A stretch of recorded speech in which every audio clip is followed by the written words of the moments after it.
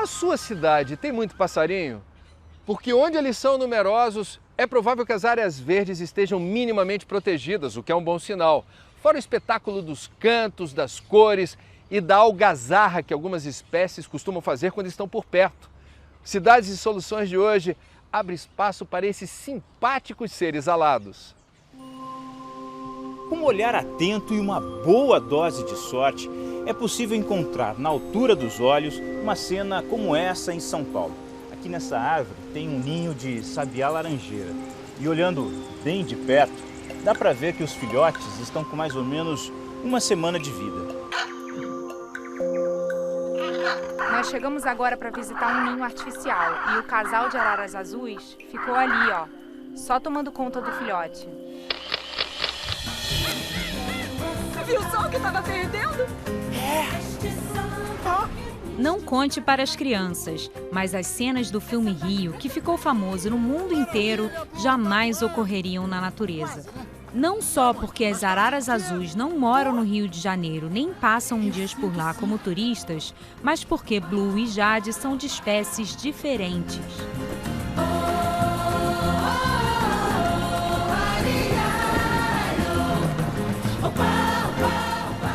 Eu sei que minhas penas são bonitas, mas eu não sou esse tipo de pássaro não, tá? Nem se rolasse um clima de verdade, a reprodução da espécie seria possível. Canta aí, Lionel.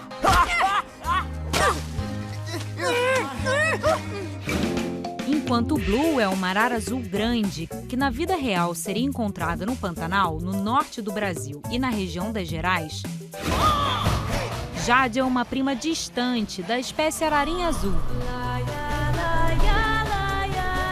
que entrou em extinção e hoje existe apenas em cativeiro.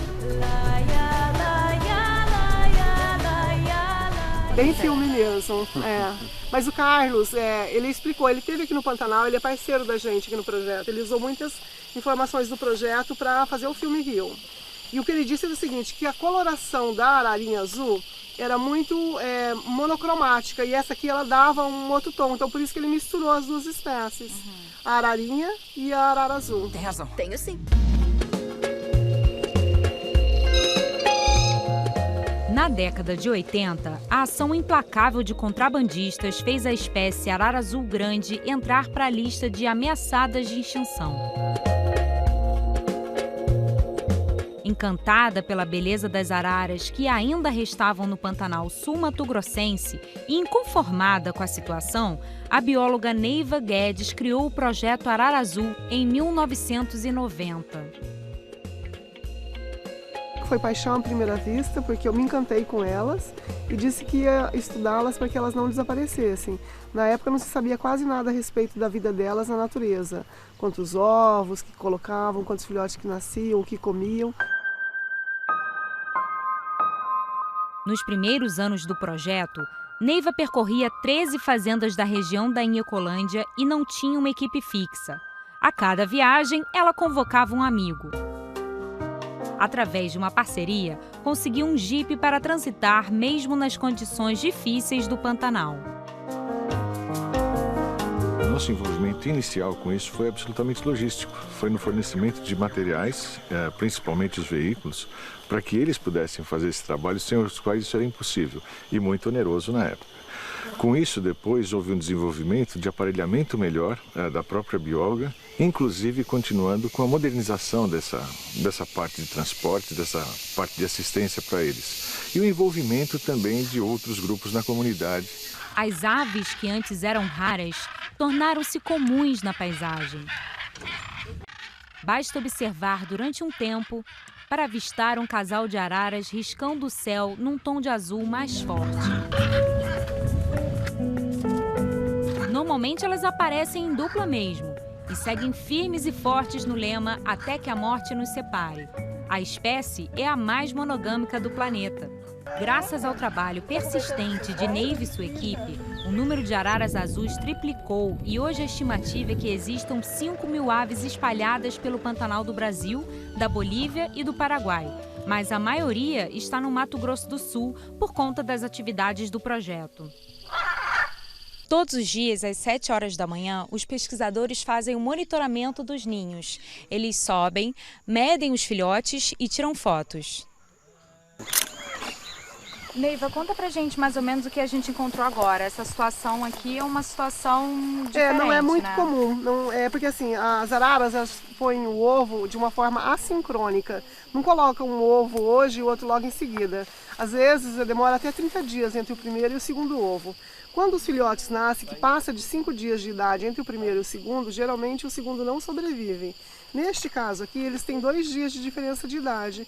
Estão com diferentes tamanhos, mas estão sobrevivendo, já passaram da fase de risco. Esse papinho aqui, ó, super durinho. O que que é? É castanhas de coco que os pais regurgitam diretamente no bico.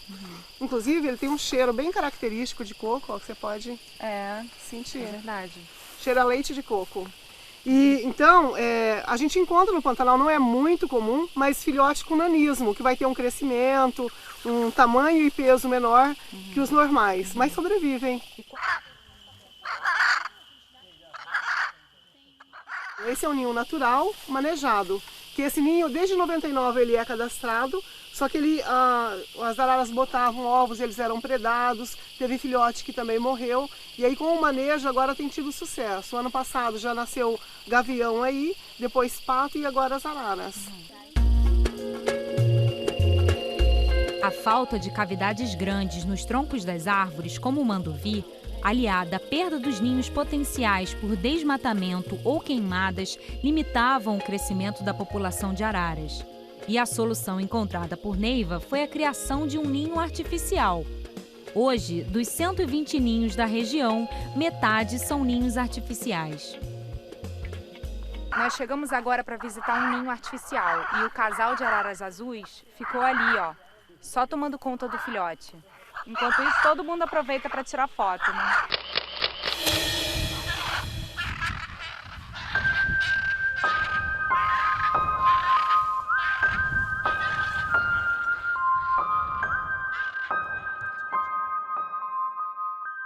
Olha, gente, esse aqui é um pouquinho maior, uns 40 dias, tá? Tá vendo que as penas, ó, os cartuchos já estão começando, a pena da cauda, ó, cabeça, né? Um pouquinho maior já que o anterior. E teve um fato interessante, ano passado teve 2 filhotes nessa caixa. Eu tô achando que é irmão esse daqui do ano passado, porque era muito, muito bravo. Antes da utilização dos ninhos artificiais, cada 100 casais de araras que se reproduziam tinham 25 filhotes que chegavam à vida adulta. Com o sucesso das novas casas, a cada 100 são 29, ou seja, mais 4 araras azuis pelos ares do Pantanal. A gente estimula que os fazendeiros plantem, que protejam as plântulas, porque a gente acredita que os ninhos artificiais são uma medida de curto prazo. Né? Então, assim, o bicho sempre dependente de que se faça o manejo, enquanto que a árvore delas, não, elas sabem aumentar a cavidade. Então, por isso a gente estimula a proteção. E a demorada, né? 60, 80 anos. Mas assim, a gente tem que acreditar no futuro, né? Se as pessoas não tivessem plantado a floresta da Tijuca, por exemplo, a gente não teria aquela floresta lá.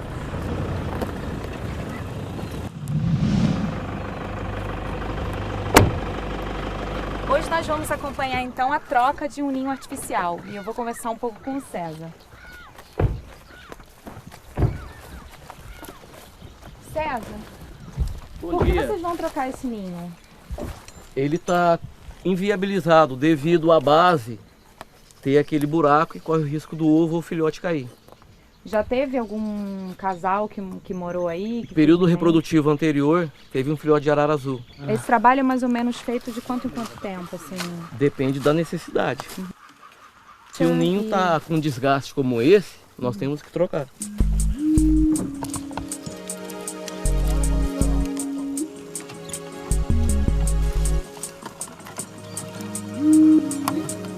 Por que vocês fazem esse reforço aí na abertura?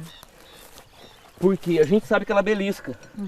E esse reforço nada mais é que para fortalecer, para que ela não abra completamente. Eu cheguei aqui, eu me deparei com a montagem de 10 caixas. E eu gostei. E na época eu morava no interior de São Paulo e eu fui querer ser educado com a Neiva.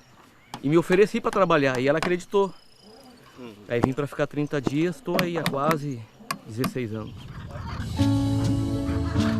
Nas últimas 2 décadas, a arara azul se tornou um símbolo da conservação. Junto com a Neiva, nós decidimos então passar o projeto para um segundo nível e inauguramos um centro em Campo Grande, que é o primeiro centro onde é a sede do projeto, então é uma coisa muito importante. Ela vai poder fazer parcerias com escolas, universidades, visitantes, muito turismo também. Então a nossa ideia é que esse projeto cresça, esse projeto vai além do acompanhamento das aves e sim ter uma sustentabilidade e desenvolver novas neivas no futuro.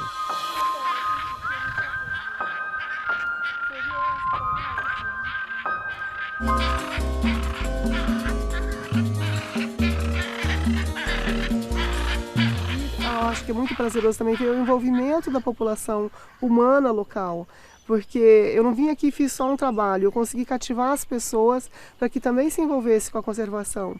Então nós temos muitos fazendeiros, peões, funcionários que querem ajudar a natureza como um todo, plantando manduvi, ajudando a instalar mais caixas, cuidando das araras que tem. Então isso é muito prazeroso, ver que a minha atitude motivou outras pessoas a também fazerem alguma coisa pela natureza.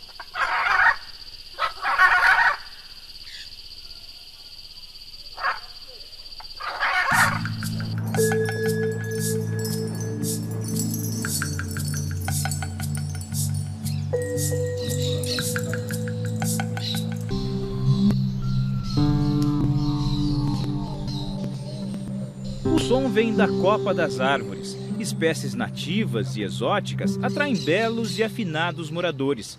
Toda manhã é assim. Quem contempla até esquece que aqui é uma cidade grande, e bem grande. A maior metrópole brasileira reserva algumas surpresas, como este pequeno santuário bem perto da Marginal Pinheiros. A praça, com nome de pássaro, fica no bairro do Morumbi. Torná-la habitat de dezenas de espécies não foi tarefa fácil. Trabalho do engenheiro e ornitólogo Johannes Dalgas Frisch. O brasileiro, filho de dinamarqueses, é apaixonado por pássaros desde criança, especialmente por beija-flores. Foi para atrair o bichinho para perto de casa que ele começou a plantar árvores na praça. Ofereceu abrigo e alimento. Eu tive que ir à Austrália, à África, à China, em diversos lugares do mundo, procurar flores que têm néctar. Porque o beija-flor quer néctar, ele não quer saber se é chinês ou coisa mais. E que tem uma flor que de cada 15 dias tem que ter uma flor com néctar. Então, cada árvore tem um porquê e um para quê. Mas é difícil aqui você conseguir para beija-flores, com as aves flores nacionais, ter ele os 365 dias do ano. A vegetação foi escolhida a dedo para ter flor o ano inteiro. Essa aqui é a flama da floresta. Trouxe da Austrália. Fica totalmente vermelha, cai as folhas todas, fica totalmente vermelha e vem aqui beija-flores, vem periquitos, baitacas, papagaios comer as sementes deles. Escova de garrafa da Austrália. Ela floresce em agosto e setembro. Agosto e setembro. Bom, que aí, mais? Aqui está o chapéu chinês, tem a vermelha. Essa aqui atrai praticamente todas as beija-flores, grande, médio e pequeno. E ela fica de janeiro até junho dando flores. Brasileira, o que o senhor escolheu para plantar aqui? Brasileira, eu trouxe o mulungu aqui do Ceará. O mulungu. O mulungu no mês de julho, ele está todo vermelho aqui, mulungu. Ainda nós temos aqui o jacarandá, ele é de outubro a novembro, está vendo aqui o jacarandá? E ele traz também cerca de 15 a 20 espécies de beija-flores para São Paulo, que não tem em São Paulo, eles vêm só por causa dele. E mais, essa árvore não é só boa para o beija-flor, mas ela é excelente para os sabiás, para fazer os ninhos nele. A lista de espécies é extensa. Modesto já viu bicho aqui que nem podia imaginar. Eu já vi tucano, já vi 2 tucanos, sempre eu vejo eles de sempre. Já vi araponga e já vi também um jacu, sempre aqui na praça. E de vez em quando eu vejo aparecer aqui, sempre é um gaviãozinho, pegando as pombinhas. Hoje, pelo céu paulistano, voam mais de 100 espécies diferentes de pássaros. Uma vitória para a cidade que quase dizimou estas criaturinhas. Em 1830 havia cerca de 200 espécies de pássaros. Em 1964 esse número caiu de 6 a 10 espécies.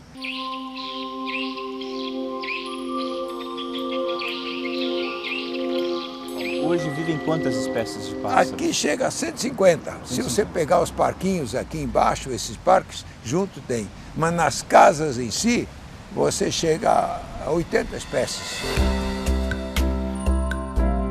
Chega mesmo. Para comprovar, é só oferecer comida. Frutas e sementes, não precisa esperar muito. Mas nada substitui uma árvore. E a falta delas nos bairros mais pobres impede que mais pessoas possam experimentar esta agradável experiência.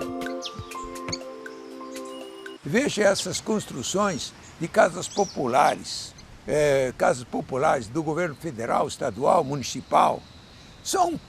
É uma construção numa cratera lunar. Não tem uma árvore, não tem nada. Isso é a população que faça. Que custa? Eu pedi para a presidente Dilma, quando ela me deu a condecoração ao Rio Branco, eu sou o único ornitólogo da história do Brasil que ganha.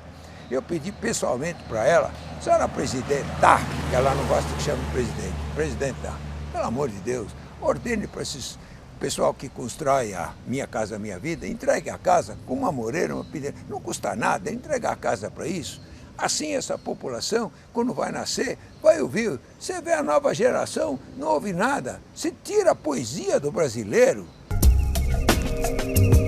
Talvez a falta de sensibilidade seja por não ter se deparado com esta cena.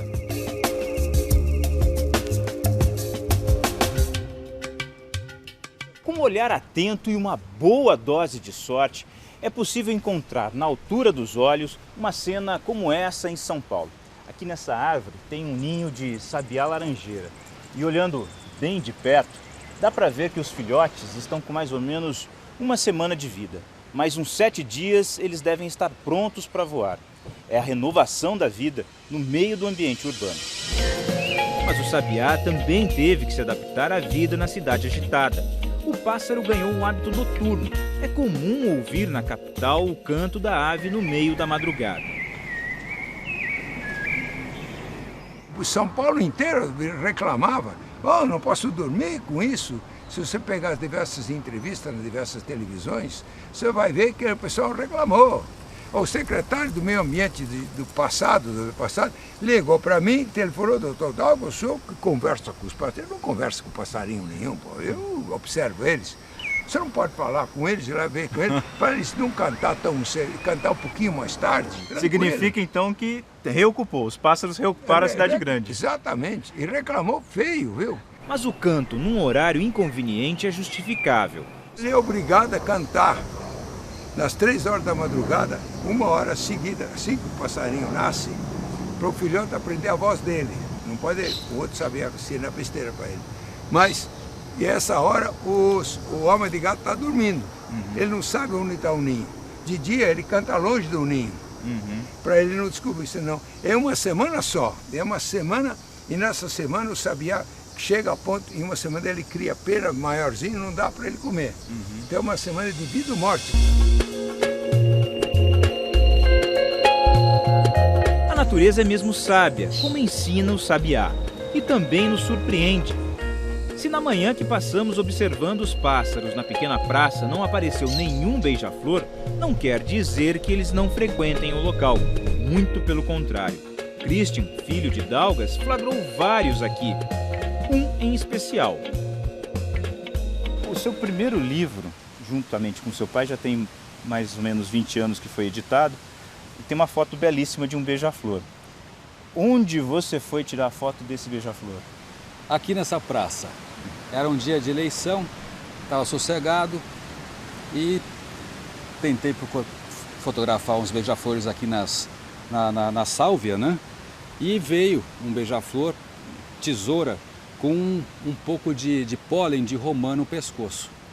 E foi a grande sorte, porque eu nunca imaginava que eu, aqui em São Paulo, conseguisse fazer a capa do meu livro com essa bela fotografia. Ou seja, você viaja, você vai para o Mato Grosso, você vai para a Amazônia, você sai do país para fotografar pássaros no seu ambiente natural e consegue trazer essa realidade dessas áreas mais isoladas para esse pequeno espaço aqui dentro de São Paulo. Dá para fazer um paralelo? Sim, se você consegue dar um pouquinho de comida, eles vêm dessas áreas mais distantes ou dessas áreas que não têm alimento para procurar o alimento na sua casa. Isso que vai fazer eles terem segurança e também se reproduzirem. Como é que você imagina que deveria ser a política de arborização nas cidades brasileiras? O Brasil possui uma quantidade enorme de espécies de plantas. São cerca de 16 mil árvores amazônicas.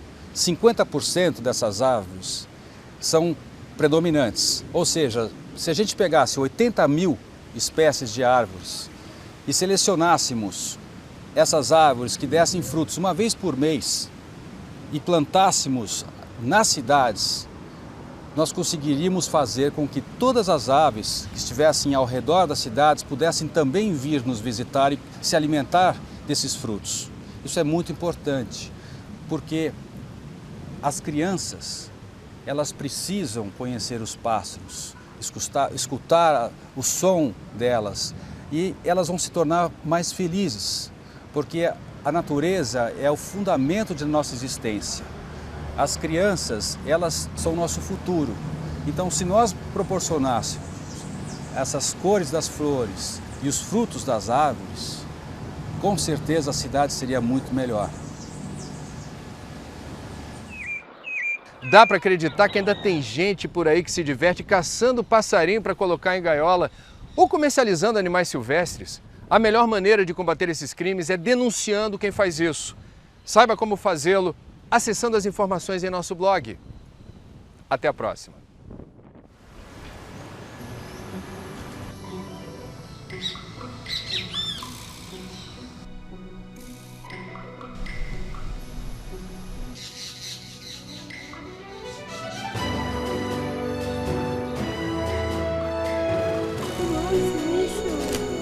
Olha aqui, ó, observa.